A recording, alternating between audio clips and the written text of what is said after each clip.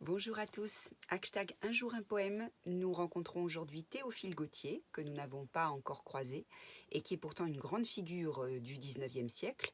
Théophile Gautier qui a rencontré Victor Hugo en 1829, qui est naturellement époustouflé par ce génie et qui va le reconnaître comme son maître, le soutenir dans la bataille d'Hernani qui va faire rage l'année suivante, en 1830, lors de la représentation de la pièce de Hugo, et qui publie dès 31-32 des premières poésies qui vont plus ou moins passer inaperçues, mais qui vont quand même attirer l'attention des romantiques, puisque un petit peu plus tard, Théophile Gautier va publier Mademoiselle de Maupin, avec une préface demeurée célèbre dans laquelle il dénonce la vision parfois moraliste de la littérature.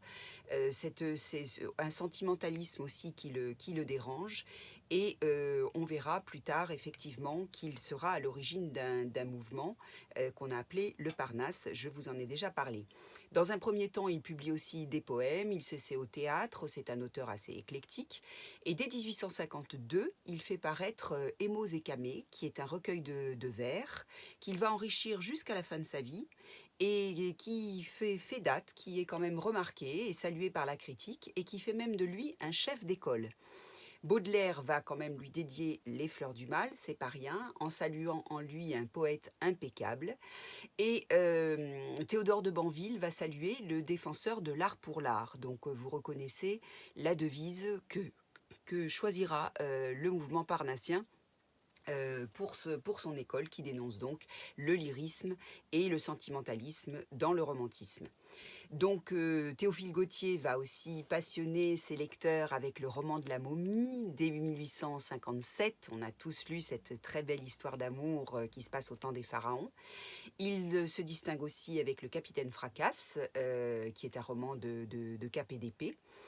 Il écrit aussi une biographie de Balzac, donc vous voyez c'est un auteur assez éclectique, qui s'est quand même essayé à tous les genres littéraires, et qui meurt en 72 en laissant l'image d'un témoin d'une vie artistique et littéraire intense de ce si beau 19e siècle, et qui a une production diverse, variée, et qui est quand même toujours saluée aujourd'hui. Donc j'avais envie de vous présenter le poème de Théophile Gautier, qui s'appelle Le pot de fleurs.